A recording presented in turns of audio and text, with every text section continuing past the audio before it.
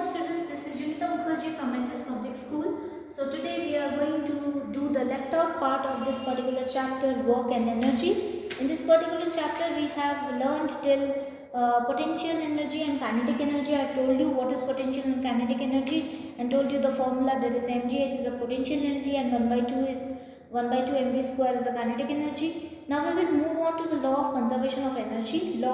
In this law of conservation of energy, before coming to this particular topic, let me tell about this thing. These activities are there. So go through these activities once, and please go through the forms of energies which is there given in this particular book.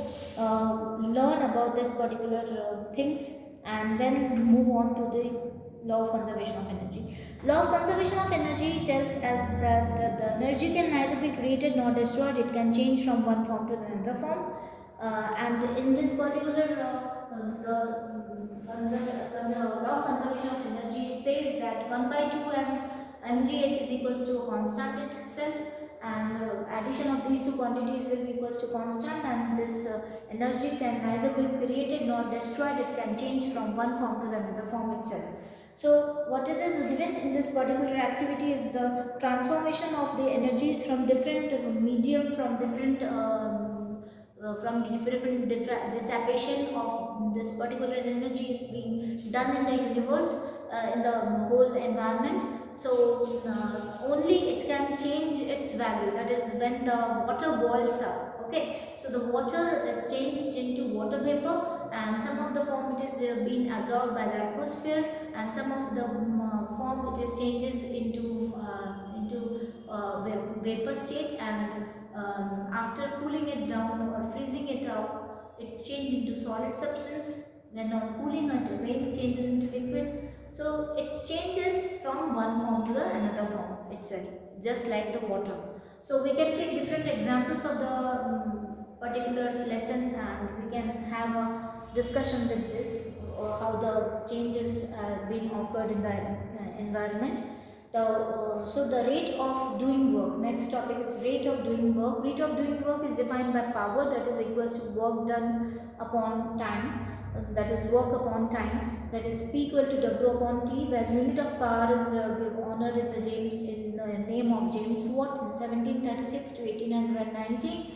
And 1 watt is equals to power of an agent which does work at the rate of 1 joule per second, and 1 watt is equals to 1 joule per 1 second here.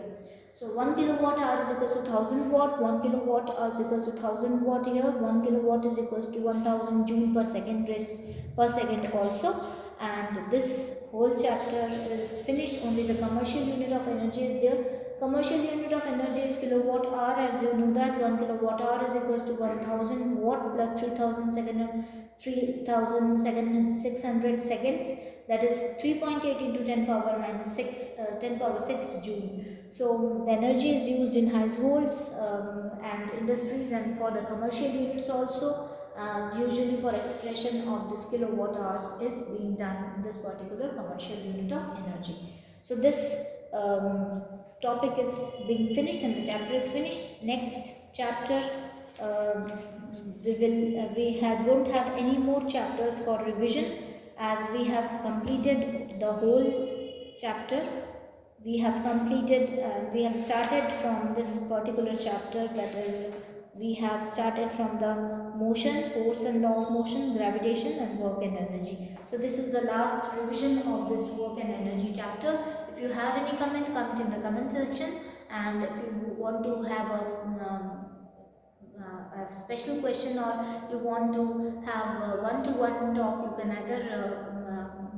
either you can WhatsApp me. In your message you write down the question or the query. I will be answering your queries. Thank you, students.